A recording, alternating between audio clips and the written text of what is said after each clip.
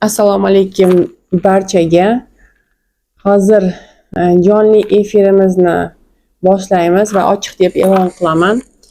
Jonli efir mavzusi fuqarolik haqida. Hammasi yaxshi ko'radigan fuqarolik haqida. Ko'p savollar keladi. Fuqarolik qanday olsam bo'ladi? Nima sababdan hozir meni fuqaroligim kechikyapti? Men qanchayam yillar oldin topshirib qo'yganman. Nimagadir birda qotib qolgan birinchi etapda, ya'ni qabul qilgan etapida, keyin qanaqadir hujjatlar yetishmayapti degan ko'p savollar keladi. Endi fuqarolikni boshdan boshlaymiz. Fuqarolik o'zi nima? Fuqarolik bu Portugaliyaning rasmiy, ya'ni Portugaliyaning fuqarosi hisoblanishingiz uchun fuqarolikka topshirasiz. Bu fuqarolik degani bu pasport degani, ya'ni pasportini olasiz. Portugal pasportini olib, Portugal bo'lasiz. Endi bizlarda masalan agar pasport olsak, pasportlarimizda o'zbek bo'lsak o'zbek deb yozilardi, qozoq bo'lsak qozoq deb yozilar, lekin Portugaliyada Portugal pasportini olsangiz Portugal deb yoziladi. Ya'ni siz fuqaroligingizni va o'zingizni, ya'ni o'zbek emas Portugal deb yoziladi va boshqa millatlarni qo'shmaydi. Lekin tug'ilish joyiga imенно qayerda tug'ilgan, masalan O'zbekistonda tug'ilgan bo'lsa O'zbekiston deb yozadi. Qozog'istonda tug'ilgan bo'lsa Qozog'iston, Rossiya shunga o'xshab yoziladi. Va fuqarolikka qaysi organ qabul qiladi? Bu IREN, Konservatoriya Registro Civil deyiladi. Portugaliyada bu hozirgi kunda konservatoriyalar fuqarolikka qabul qilishni to'xtatishdi, chunki juda ham ko'p protsesslar kirilgan. Eslatib o'taman, 2025-yilning oxirida, sentyabr oylaridan o'zgartirish kiritiladi deb e'lonlar chiqqan edi. Shu paytda shu 25-yilning oxirigacha juda ham ko'p protsesslar kirdi. Har ikki kishidan biri fuqarolik protsessiga topshirishni boshladi. Chunki qonun o'zgarib qolmasin deganda, qonun 10 yillikka o'zgarmoqchi edi va 10 yillik juda ham ko'p muddat bo'lgani uchun hozirgi kunda fuqarolikka osonlashtirishlar, hozirgi kunda fuqarolikda hali ham eski qonun bilan qolgan. Oson edi. Oson deganda qanday? 5 yil legal yashaganingizni tasdiqlab berishingiz kerak edi. Hozir ham shunaqa. Hali ham sizlar bemalol fuqarolikka topshirib ulgurasiz. Lekin aytganimda konservatoriyalar hozir qabul qilmayapti. Shunga bizlar orqali, ya'ni advokat litsenziyasi orqali topshiryapmiz va shu hujjatlar portalning o'zida registratsiya bo'ladi, ya'ni primoy registratsiyaga kiradi. Fuqarolikka topshirishdan oldin hujjatlaringizga qarashingiz kerak. Endi fuqarolikning har xil moddalari bilan topshiradi. Masalan, 6-modda bilan topshirsang, 6-modda bu 6.1 bu o'zingning shu Portugaliyada ya'ni 5 yil yashaganliging 6.1 moddasi bilan qiladi. Ya'ni bu naturalizatsiya, ya'ni Portugaliyada 5 yil rezidensiya bilan yoki 5 yil legal yashaganingizni tasdiqlab bersangiz, siz faqat tilni o'rganasiz, A2 uroveniga til ko'rsatasiz, ya'ni sertifikatmi yoki ekzamen topshirasizmi, umuman olganda tasdiqlovchi hujjatingiz, sertifikatingiz bo'ladi. A2 urovenida ekanligingiz va sizga fuqarolikka topshirishga ruxsat beriladi. Lekin aytib o'taman, fuqarolikka topshirganda hamma hujjatlaringiz joyida bo'lishi kerak. Ko'p hujjatlarda bilmaslik sababli shu boricha topshiraveradi.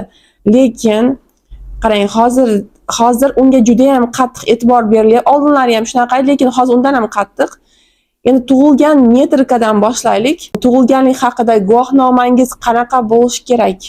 Shundan boshlasak, tug'ilgan haqidagi guvohnoma albatta apostili bilan bo'lishi kerak, lekin iloji boricha yangisi bo'lishi kerak. Chunki qarang, bizlarda metrika ya'ni tug'ilganlik guvohnomasi bir marta beriladi. Portugaliyada bu narsani muddati bor. Masalan, har bir yildan keyin Bu narsa muddati o'tadi. Har yili, ya'ni 1 yilga beriladi va Portugallar xohlagan paytida borib, masalan 1 yilda 2 marta oladimi, 8 marta oladimi, 15 marta oladimi, xohlaganicha o'zining metrikasini yangilayveradi. Ya'ni boshqasini, duplikatini oladi, segunda via deyiladi. Shunaqasini olib, bemalol u tomondan bularga muammo yo'q. Endi bizlarda ham muammo tug'iladi. Mening metrikam tug'ilganda berilgan va nima uchun men almashtirishim kerak, nima uchun men yangilashim kerak, bizda unaqa qonun yo'q deyiladi. To'g'ri, bizda qonun yo'q. Lekin agar sizlar Portugal qonuniga to'g'ri kelsin desanglar, shu eski metrikangizni apostil qildirasiz, eskiligicha.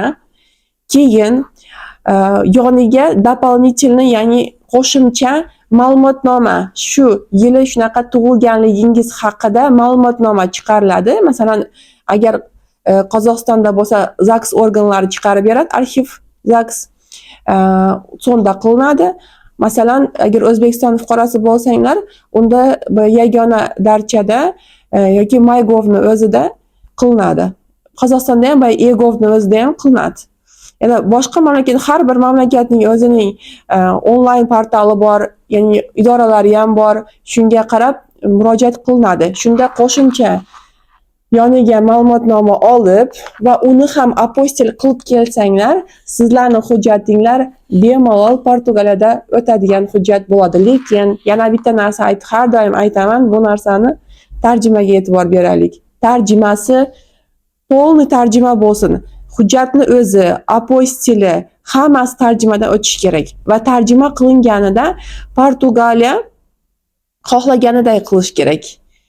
Ism, familiyaga e'tibor berish kerak, otchestvoga e'tibor berilish kerak. Ya'ni bizlarda otchestvo, ism, familiya hammasi birin-ketin yoziladi. Lekin bu yerda unaqa emas, chunki bu yerda otchestvo umuman ishlatilmaydi. Lekin endi bizlarning hujjatlarimizda bor bo'lgani uchun tarjimada uni alohida ko'rsatish kerak. Endi bizlarda tarjima xizmatlarimiz ham bor.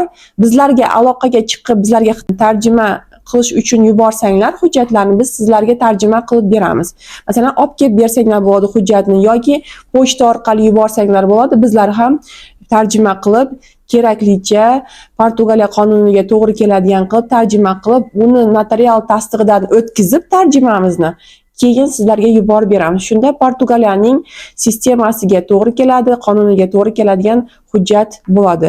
O'zi hozirgi kunda Portugaliyada tarjimonlar ko'pchilik bo'lgani uchun Portugaliya hozir Portugaliyani o'zida tarjima qilinsin deyapti.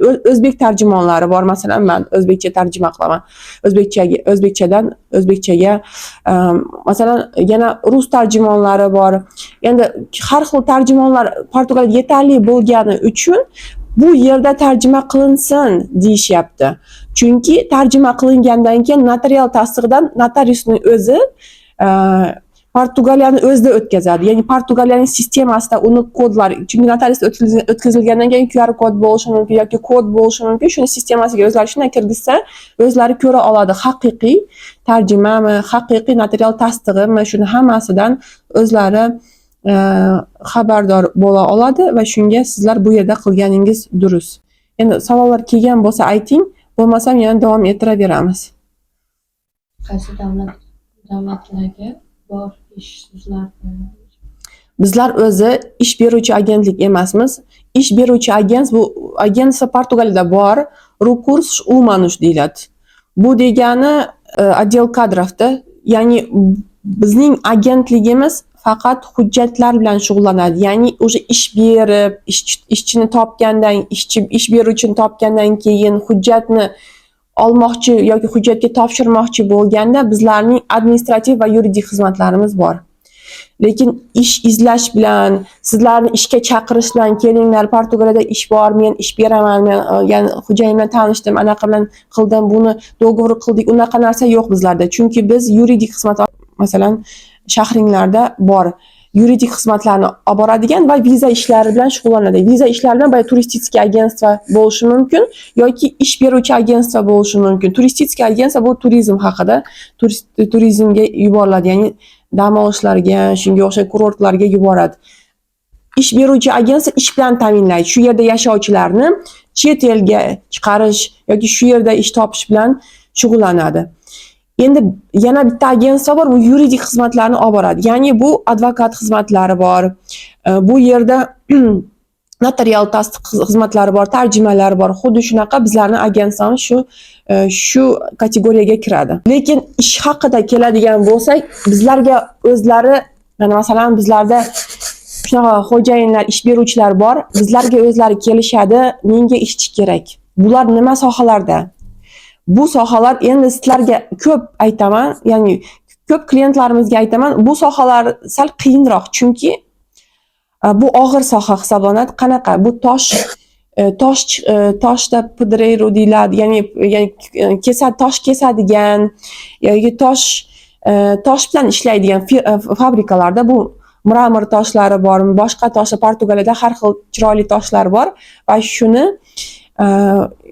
plitkalar qilishga, uylar qurishga, yerlarga asfalt qilishga, shunga o'xshagan narsalarda ishlatishadi va shunga bu tosh fabrikalari ancha qiyinroq, lekin ishlasa bo'ladi. Lekin endi oylik tomondan keladigan bo'lsak, doimiy ravishda oylik minimaldan boshlanadi.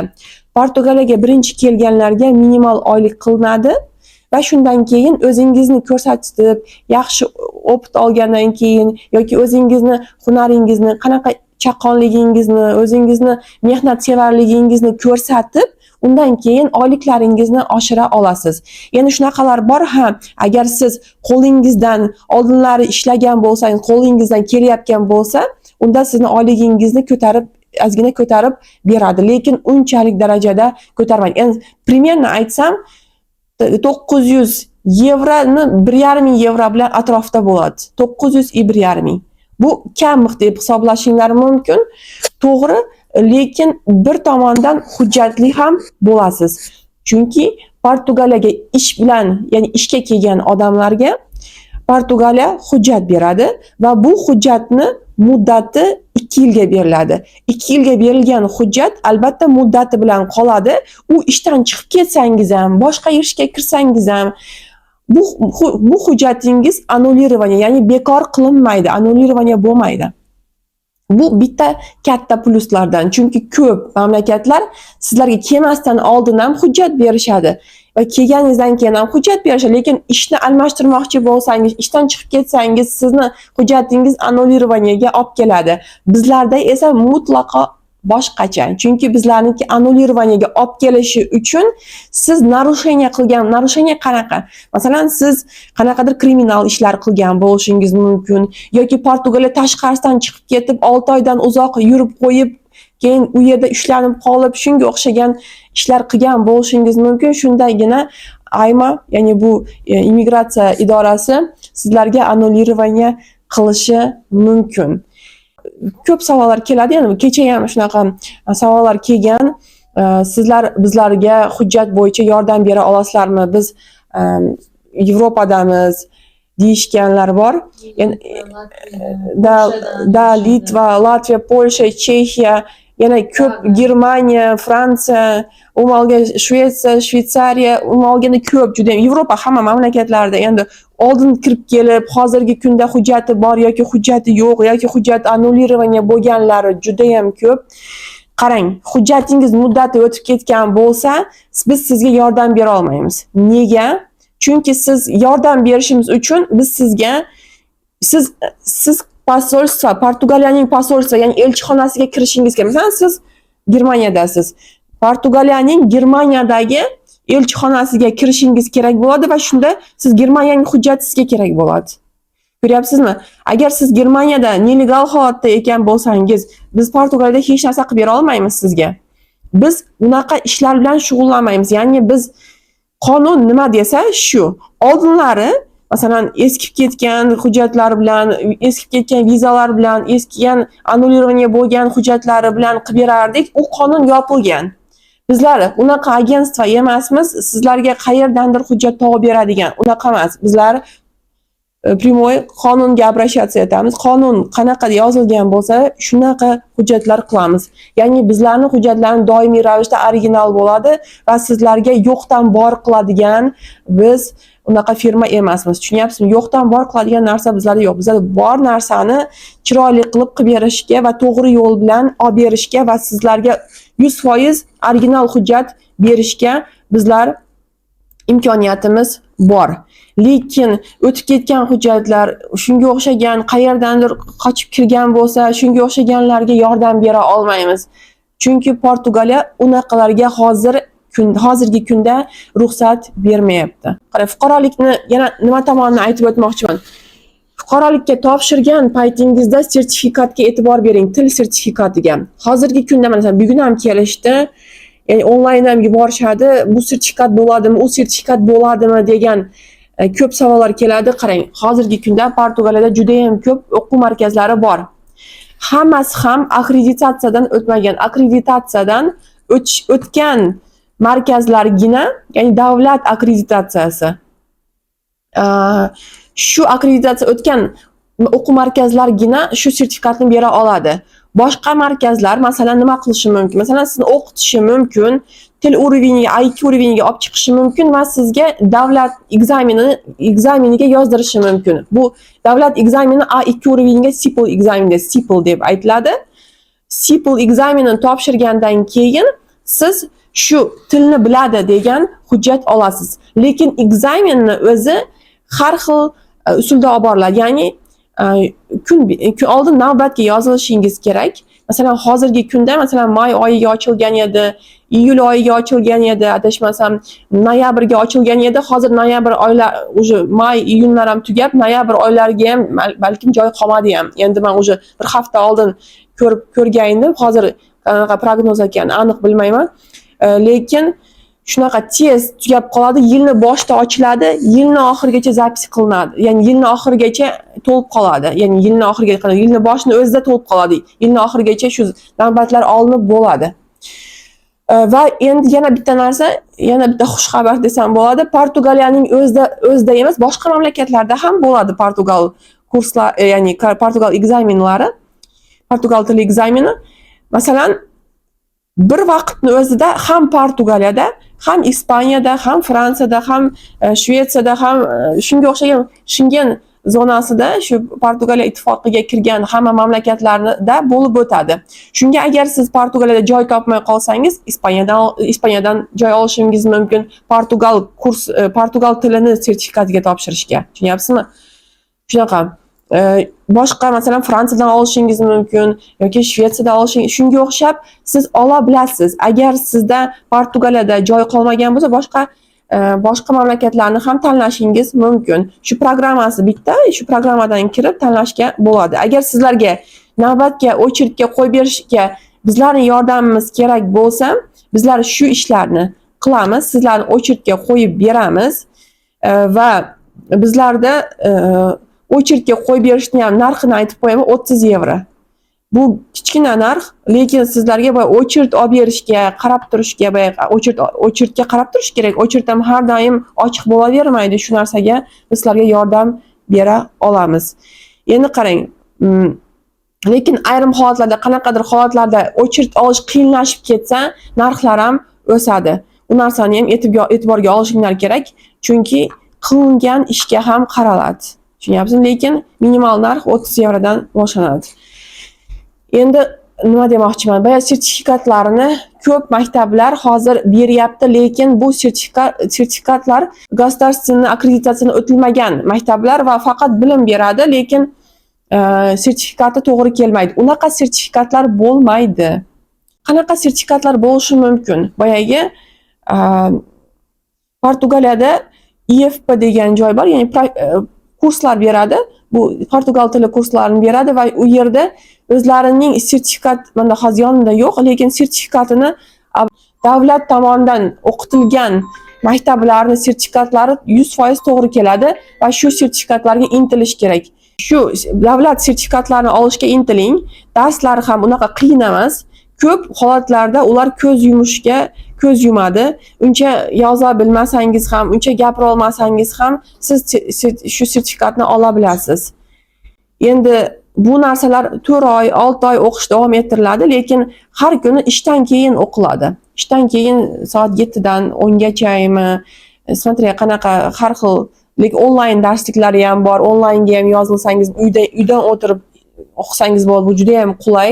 Kompyuter tushunadiganlar, planshet deyiladi, ya'ni tablet tushunadiganlar shu narsalarni qilsa bo'ladi. Endi bu telefonda ham o'qishga bo'ladi, lekin telefonda juda ham noqulay bo'ladi, juda ham kichkina formatda ko'rib, uni ko'zingiz og'rib qolishi ehtimoli bor. Oldinlari shunaqa o'quv markazi bor edi. Endi tulpami bir narsa o'qish markazi bor edi, lekin ular sotardi sertifikatini. Hozirgi kunda ularni umuman qabul qilishmayapti Portugaliyada, chunki u narsani ular u markazni ham yopib tashlashgan va u sertifikatlar hozirgi kunda qabul qilinadi. Portugaliyada sotib olish yo'q. Tushunyapsizmi? Sotib olinmaydi unaqa sertifikatlar. O'qib yoki ekzamen topshirilib olinadi. Va shundagina sizning sertifikatingiz haqqoniy va o'tadi. Ya'ni shunga o'quv markazlariga qarang. O'quv markazlari agar davlat akkreditatsiyasi o'tkazilmagan bo'lsa, unda siz u markazda faqat o'qishingiz mumkin, lekin ekzamenni SIPL degan joyda topshiring, SIPLga topshiring. Couple bilan topshiriladi, lekin couplega murojaat qilinadi, lekin SIPL bilan topshiriladi. Shunaqa. Endi savolni aytsangiz.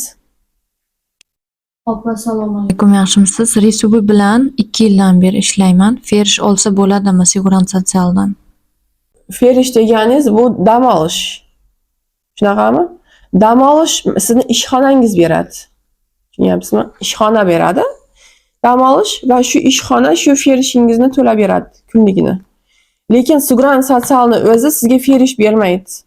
Siguran sotsial sizga agar vdrug ishxona sizni ishdan chiqarib yuborgan bo'lsa yoki kasal bo'lib qolsangiz, shu borada boyagi oyliklaringizni to'lab beradi, lekin hamma 100% to'lashga harakat qiladi, lekin sizni ba'zi oyligingizni to'lab beradi.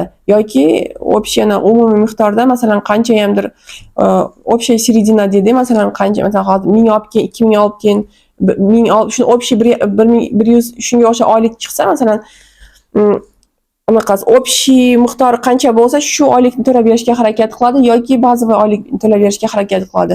Shunga o'zi sizlarga bir oyligingiz istoriyasiga qarab qancha to'lab bera oladiganligini chiqaradi, lekin ferish Siguran sotsial bermaydi.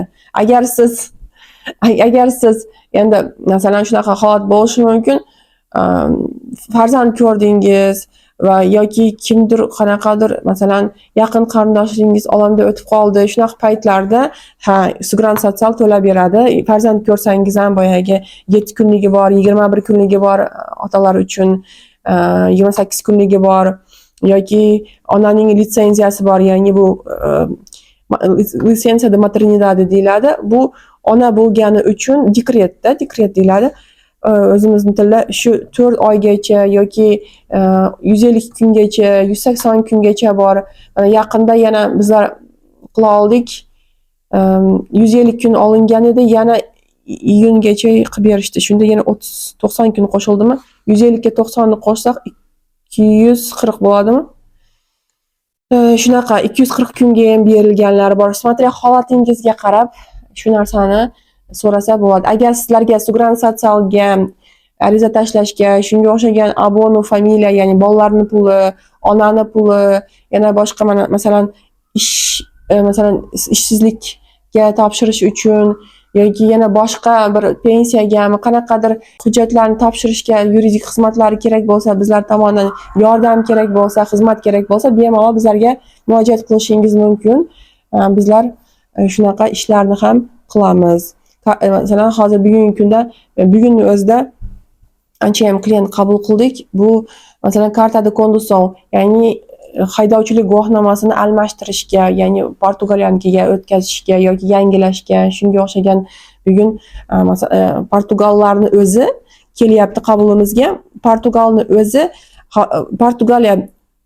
Portugaliya karta de condução, ya'ni Portugaliyaning pravasini Shvetsariyaning pravasiga o'zgartirgan. Endi Shvetsariyadan Portugaliyaga ko'chib kelishyapti, Portugaliyada yashashmoqchi va shu Shvetsariyaning endi pravasini Portugalga almashtirmoqchi, ya'ni o'tkazmoqchi. Shuni bizlar bugun ishini qilib berdik. Bugun ertalab soat 9da shunaqa klient qabul qildim. Shunga o'xshab Portugallarning o'zi ham bizlarga обращаться etadi. Chunki bizlar faqat immigrantlar bilan ishlamaymiz. Bizlar Portugal xalqiga ham xizmat qilamiz. Shunaqa yuridik xizmat bo'lgani uchun bu narsada immigrantmi, ya'ni muhojirmi yo'qmi, Portugalning o'zlarimi bu narsa tanlamaydi. Chunki bizlar u xizmatlarni ham Portugallarga kerak bo'lgan xizmatlarni ham qilamiz. Opa, man 1-marta 2008-yilda kelganman. 2012-yilda qaytib ketganman. Oradan 12 yil o'tib yana keldim. Manifestatsiyaga topshirdim. 1 yildan beri javob kelmayapti ekan. Unda siz bizga ofisga kelishingiz kerak ekan. Siz men bizlarga telefon qilganda aytganman, agar bizlar qo'ng'iroqlarga javob bera olmasak, shunaqa paytlar bo'ladi. Men bandman. Yordamchim band bo'lib qolishi mumkin yoki chiqib ketgan bo'lishi mumkin. Shu paytda masalan klient bor bo'lishi mumkin. Oldinda men ola olmayman telefonni yoki olsam ham ko'p javob bera olmayman. Shunaqa holatlar bo'lib qolishi shu paytda telefon qilib qolgan bo'lsangiz ola olmagan bo'lishimiz mumkin yoki ishdan tashqari soatlarda ham ola olmayman. Men uyga borib ishlarim bor, o'zimning farzandlarim bor. Shunga o'xshab biz ish vaqtida harakat qilamiz, hamma narsani shu ish vaqtida qilishga. Shunaqa. Endi qarang, agar siz shunaqa holatda bo'lsangiz, bizlarga ofisga keling. Men ofisga masalan aytganman, juma kunlari soat 3 dan 5 gacha va 5 dan 6 gacha bizlarda tekin bepul konsultatsiyalar bor deganman. Shu kuni men ofisda bo'laman. Chunki men hech qayerga chiqib ketmayman. Tekin konsultatsiya qilib qo'ydimmi, demak men shu yerda bo'laman. Tushunyapsizmi? Xo'sh, u tekin bo'lsin, boshqa bo'lsin, men shu yerda bo'laman, chunki bu konsultatsiyalar aniq kuni belgilangan. Va shu paytda kelsangiz ham ofisga bo'ladi. Boshqa kunlari yozdirib keling va boshqa kunlarning konsultatsiyasi pullik hisoblanadi. Yana eslatib o'taman, pullik konsultatsiyalarimizni olganingizdan keyin agar ishni bizlar bilan davom ettirsangiz, bu konsultatsiyalarga pul to'langani bilan boyagi общий narxdan olib tashlanadi. Ya'ni minusovat etiladi va shunda konsultatsiya sizga tekinga bo'lgan bo'ladi. Chunki bizlarning konsultatsiyalarimiz o'zi nima uchun konsultatsiyadan boshlanadi? Aniqlashtirish, yaxshilab analiz qilish, hujjatlarni yaxshilab ko'rib chiqish maqsadida, bu mijozni ishlarini o'rganib chiqish maqsadida konsultatsiya olib boriladi. Konsultatsiya bizlar uchun juda ham muhim va sizlar uchun ham muhim.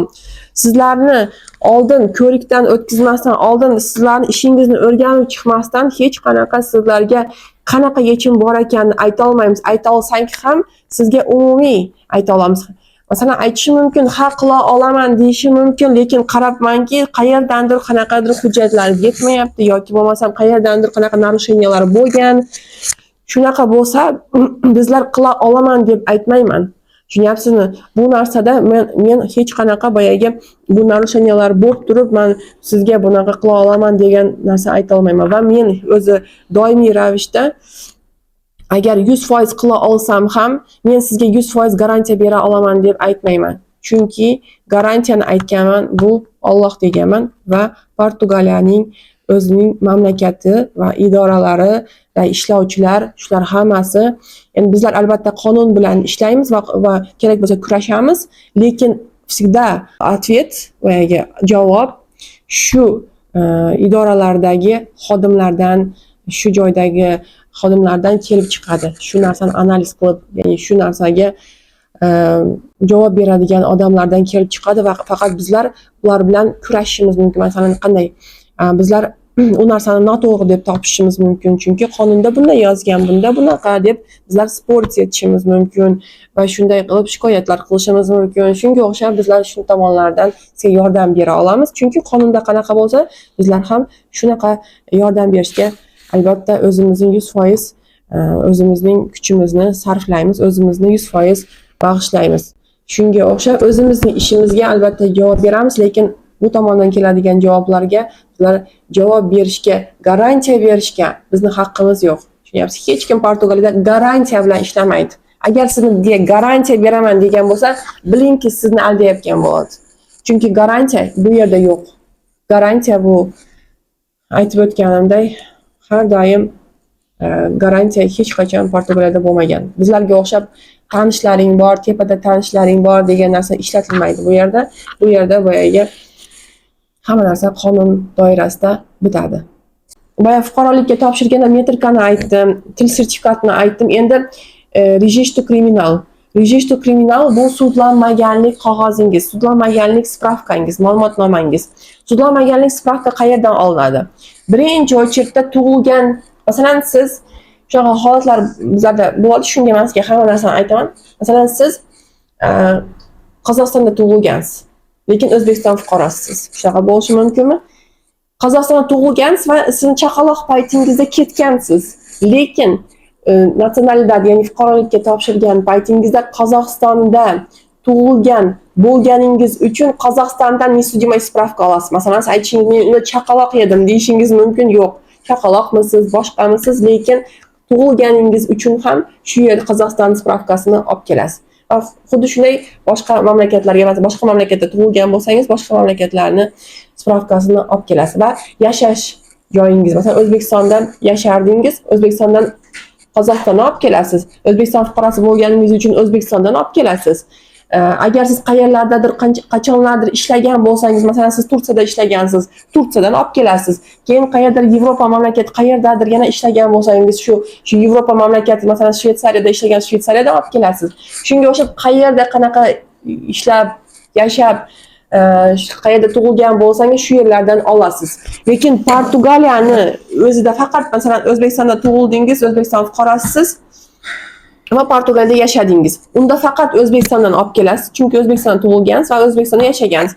Va Portugaliyani o'zini spravkasini olmaysiz. Chunki Portugaliyani spravkasini, ya'ni Portugaliyaning informatsiyasini o'zlari ham ola biladi. Ya'ni buni topshirish shart emas, bunga pul quritish ham sizga hech qanaqa shart emas. Assalomu alaykum opa, yaxshimisiz? Men hozir Polshadaman. Portugaliyaga o'tib dokumentni ola olamanmi? Hozir shu savolga javob berib o'tib ketdim. Polshada siz Portugaliya hujjatini ola olmaysiz. Agar siz Portugaliyada farzandlaringiz yoki agar yosh bola bo'lsangiz, ota-onangiz yoki turmush o'rtog'ingiz Portugaliyada bo'lmasa, oilaviy birlashuvga haqqingiz bo'lmasa, Portugaliya hujjatini ola olmaysiz. Yoki siz Portugaliyaga, masalan, aytaylik, siz o'zingiz diplomlaringiz bor. Diplom deganda bu oliy ma'lumotli diplom, oddiy diplom emas. Men ko'p aytaman, diplom desam, ha, bor deydi, lekin kasb-hunar diplomlari, kollejlarning diplomlari emas. Universitet diplomi, tim bo'ldi, sohalar tanlanadi. Qaysi soha, qaysi professionallarni kerak bo'ladi. Men ularni aytib o'tganman videolarimizda. Agar siz orqaga anaqa qilsangiz, ko'rib qanaqa sohalarni qabul qilishadi va shularni ham aytib o'tganman. Shu siz diplom egasi bo'lsangiz va sizni Portugaliya kutadi va sizga boyagi Litvada bo'lsangiz ham, kirib kelsangiz ham Portugaliya sizga hujjat beradi. Agar siz Portugaliyada diplomированный, ya'ni высококвалифицированный, oliy ma'lumotli mutaxassis bo'lsangizgina Portugaliyada kelib shu sohada ishlashni boshlaganingizdan keyin, shundan keyin siz oymaga ariza topshira olasiz. Bo'lmasam siz hech qanaqa, agar bizda shunaqa obunachilarimizda savollar kelganlar bor. Men katta mashina og'ir yuk mashinasini haydayman yoki mening ma'lumotim o'rtacha, yana qanaqadir, masalan, men boyagi sartaroshman, shunga o'xshagan unaqalar bo'lmaydi. Chunki unaqa professionallar uchun siz Portugaliyaning elchixonasidan kelishingiz kerak. Elchixonasi sizga shu bunaqa ishlashingizga viza berish kerak. Ish vizasi yoki o'qisangiz o'qish vizasi, shunga o'xshab. Hozirgi kunda qonun shunaqa bo'lib qoldi. Limitado deyiladi, ya'ni bu limiti bor. Hech qanaqa boshqa o'zgarishlar kirgiza olmaymiz. Tushunyapsizmi? Shunaqa. Men fuqarolikka topshirmoqchiman. Hamma hujjatlarim tayyor. Deyishibdi. Siz orqali topshirsa bo'ladimi? Albatta, biz fuqarolikka topshirib beramiz. Bizlarga ofisga kelsangiz yoki bizlarga soобщение yozing, WhatsAppdan yozing yoki Telegramdan yozing. Endi masalan men o'zim WhatsAppni ko'p kuzatib boraman va Telegramga ham kirib turaman. Endi hozir kirishga majbur bo'lyapman, chunki ko'p imtiyozlarimizni Telegram orqali chiqyapti. Shunga o'zim kuzatib boradiganlar va aniq ayta oladiganlarim WhatsApp va Telegram. Qolgan boyagi Instagramdan direct yozasizmi, boshqa messenjerdan yozasizmi, u narsalarda yordamchilarim kiradi, lekin yordamchilarim sizlarning savolingizga javob bera olmay qolishi mumkin yoki bo'lmasam qandaydir sabab bilan o'tkazib yuborgan bo'lishi ham mumkin. Shunaqa holatlar ham bor. Lekin men o'zim qarashim uchun, yordam bera olishim uchun shu WhatsApp yoki Telegram. Iltimos shulardan yozing. Sizga qancha bo'ladi, qanaqa narx bo'ladi, qayerdan qaysi summani qayerga to'lashingiz kerak va hamma narsani tushuntirib beramiz. Hujjatlaringizni ham tayyor ekanligini bitta tekshirib beramiz va shunday qilib ishni boshlaymiz. Endi bizlarni ba'zi ishlarimiz bor yoki har xil urovenda ish olib boramiz. Masalan, sizlarga faqat hujjatga yig'ish uchun yordam berasak, hujjatlarni to'g'ri taxlanishiga yordam bersak, определенная summa. Agar masalan sizga topshirib berishga yordam bersak, faqat topshirib berish, hujjatlaringiz hammasi tayyor, unda boshqa summa. Agar sizga ham tayyorlashga yordam berib, yig'ishga yordam berib ham topshirib berishga yordam bersak, u boshqa summa. Tushunyapsizmi? Ya'ni qilinadigan ishlarga qarab bu narsalar narxlari belgilanadi. Va sizlar agar bizlar bilan topshiradigan bo'lsang, bilingki, bizlar juda ham katta tekshiruv, ya'ni katta analiz olib boramiz. Chunki bizlar yaxshi emas hujjatlarni kirgizmaymiz. Sizlarga yaxshi rezultat olib berish uchun bizlar o'zimizning faqat yaxshi hujjatlar yig'ib, yaxshi ishlarimizni ko'rsatishga harakat qilamiz. Shunga doim aytaman, hujjatlaringizni oldin bizlar albatta analiz qilmasdan hech qayerga topshirmaymiz. Bu sizga plus va bizlarga plus.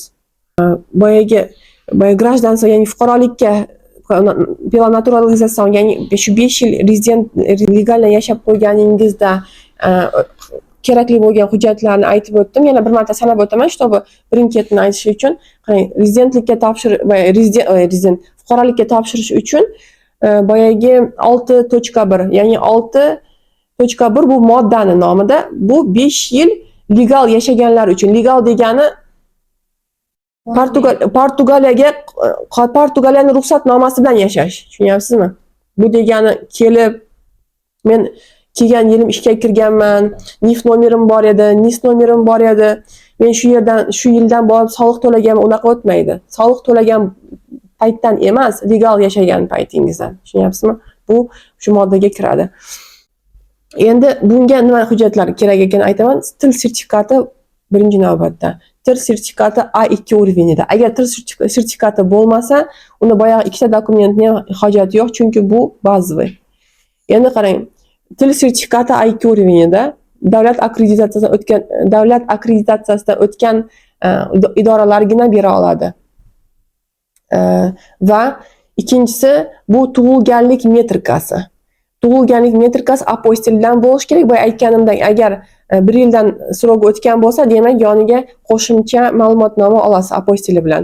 Uchinchisi bu narsa aytganimdek sudlanmaganlik qog'ozi. Aytib o'tdim, uni ham yaxshilab eshitib, boyagi bizlar keyin bu videoni xudo xolasa saqlanib qilamiz, shuni ko'rasizlar. Sudlanmaganlik qog'oz qayerlardan olish kerakini ham aytib o'tdim, primerlar bilan. Shu sudlanmaganlik qog'ozini ham apostili bilan bo'lishi kerak. Обязательно. Apostili bu sizlar bu hujjatlarning original ekanligini, haqiqatdan ham shu davlat idoralari tasdiqlagan, pichach bosganligini tasdiqlovchi hujjat. Bu narsasiz Portugaliyada hech bir hujjat qabul qilinmaydi va qabul qilinsa ham unaqa seryozni ishlarga qabul qilinmaydi. Shunaqa.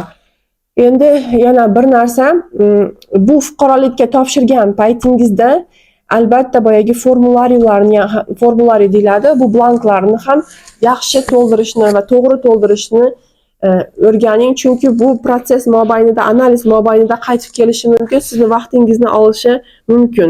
Va bu agar to'g'ri to'ldirilmagan bo'lsa va bu narsada qanday desam bo'ladi, sizga yana ish beraveradi. Shunga agar bo'lsa, professionallar bilan ish qilganingiz yaxshi yoki oldindan konsultatsiya olib, tushunib, undan keyin boshlaganingiz ma'qul. Fuqarolikning boshqa turlari ham bor. Masalan, farzandlari tug'ilgan bo'lsa, Portugaliyada masalan siz 5 yildan beri yashayapsiz. Nelegal paytingizda ham yashadingiz, legal ham oldingiz. Masalan, farqi yo'q. Bu nelegal holatda yashaysizmi, legal bu farzandi borlarga farqi yo'q. Nimaga desangiz, bular faqat 60 kun, 60 kunmish. 60 oy Portugaliyada yashab va Portugaliyada ishlab kelayotgan, Portugaliyaga integratsiya qilgan ekanligini ko'rsatishi kerak.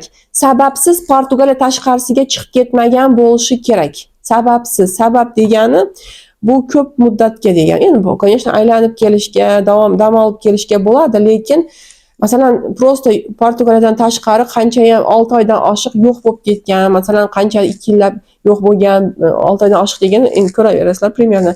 Shunaqa narsalar bo'lsa, unda sizlarning ishlaringiz qabul qilmasligi mumkin yoki qabul qilinsa ham qanaqadir qiyinchiliklarga olib kelishi mumkin. Shunda Portugal farzandi borlar ham 5 yil yashab qo'yganini ko'rsata olsa, tasdiqlay olsa, albatta bunda ham sertifikat talab qilinyapti. Sertifikat A2 uровеньda bo'lishi kerak. Shularni hammasini o'tkazganingizdan keyin farzandlaringiz hujjatini o'tkazasiz. Bularda ham xuddi shunaqa hujjatlar talab qilinadi. Biometrika, sudlanmaganlik qog'oz. Yana boyaga aytib o'tmabman. Yana bitta ZAGS qog'ozi kerak bo'lishi mumkin. Qachon? Agar siz familiyangizni o'zgartirgan bo'lsangiz, masalan, sizda erga tegdingiz, turmushga chiqdingiz va familiyangiz ko'pincha qizlarga tegishli bo'ladi. Familiyasi o'zgargan bo'lsa, oldingi familiyasini tasdiqlash uchun, chunki metrikada sizni qiz familiyangiz turibdi. Shuni tasdiqlab berishi uchun boyaga kerakli ma'lumot sifatida sizni turmush qurganingiz haqidagi va turmush qurgandan keyin familiyangiz o'zgartirilganligi haqidagi tasdiqlovchi ma'lumotlar kerak bo'ladi. Yoki agar turmush o'rtog'ingiz olamda o'tgan bo'lsa, unda boyaga olamda o'tganligi haqida tasdiqlovchi hujjatlarni kirgizasiz. Ya'ni bu familiyani tasdiqlashda, ko'ryapsizmi? Boyagi xuddi shunday bolalar orqali topshirganga ham xuddi shunaqa hujjatlar kerak bo'ladi. Lekin bitta tomoni отличияsi deyiladi. Bu отличие nimada? Siz 5 yil legal yoki 5 yil shunday, legalmi, nelegalmi farqi yo'q, shunaqa. Endi bu yerda ozgina ko'ryapsizmi, farzandi borlar uchun yengillikda обязательно legal yashagani kerak emas. Nelegal bo'lsa ham, yashasa ham topshirsa bo'ladi shu. Bu yerda 5 yil legal yashashingizni ko'rsatishingiz kerak. Endi yana qanaqa holatlarda, masalan, siz Portugal fuqarosi bilan turmush qurgan bo'lsangiz, Portugal fuqarosi bilan turmush qursangiz va 3 yil yashab qo'ygan bo'lsangiz, 3 yil qanday? Yoki turmush qurgandan keyin bu ofitsial rasmiy turmush qurasiz. Bu turmush qurganligingiz haqida guvohnoma olib, shuni turmush qurganligingizni ko'rsatasiz va bu Portugaliyada tasdiqlangan bo'lishi kerak. Masalan, siz shunaqa bo'lishi mumkin, Portugal fuqarosi bilan siz turmush qurdingiz, lekin turmushingizni siz O'zbekistonda ro'yxatdan o'tkazdingiz, ya'ni ZAGSdan o'tdingiz O'zbekistonda. Agar shunaqa bo'ladigan bo'lsa, O'zbekistonning hujjatini apostil qilib olib kelasiz. Portugaliya idorasida, konservatoriya registru sivilda, IRNda shuni tasdiqlatasiz. Reconhecimento yoki transkripsiya deyiladi. Shuni qilasiz. Portugaliyaga registratsiya bo'lgandan keyin, ofitsial Portugaliyada registratsiya bo'lgandan keyingina boyagini topshirasiz. Yoki qanaqa holat bo'lishi mumkin? Masalan, siz Portugal bilan turmush qurmoqchisiz. Sizlar masalan Germaniyada yashayapsizlar. Portugaliyada Germaniya elchixonasi bor. Shu Portugaliyaning elchixonasiga borib, shu ro'yxatdan o'tkazsangiz, ZAGSni shu yerda qilsangiz, unda shu elchixonaning hujjati Portugaliyada o'tadi. Chunki elchixona bu Portugaliyaga registratsiyaga qo'yadi. Va shunda siz bu yerda transkripsiya, reconheciment shunga o'xshagan narsalar qilmaysiz.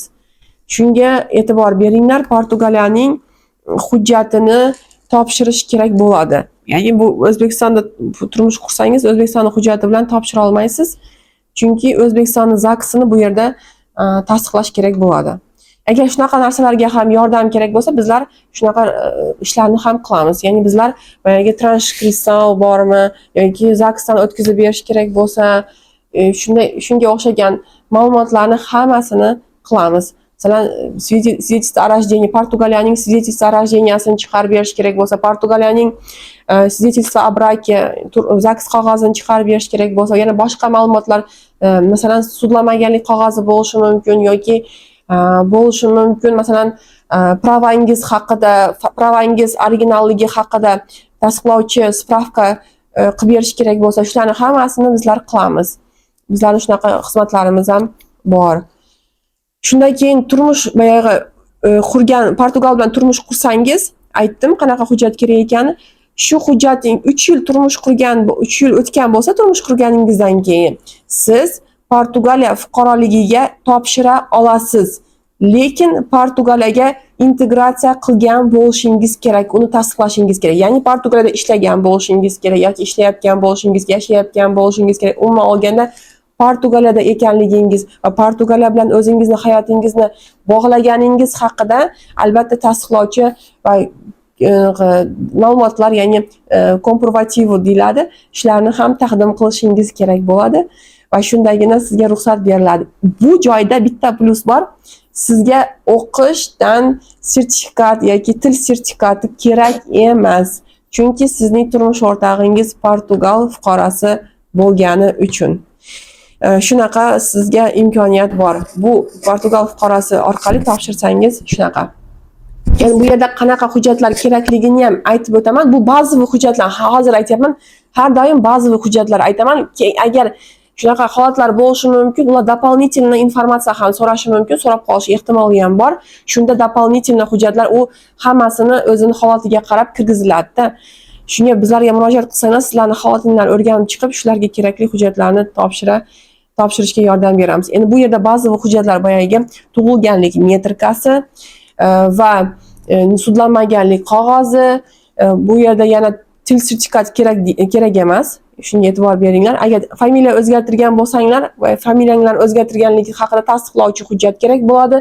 Keyin turmush o'rtog'ingiz bilan ZAGSdan o'tganligingiz va ZAGS Portugaliyada ro'yxatdan o'tgan, tasdiqlanganligi haqidagi hujjat kerak bo'ladi. Ya'ni ZAGS qog'ozingiz Portugaliyada bu tanilgan, Portugaliyada tasdiqlangan bo'lishi kerak. Va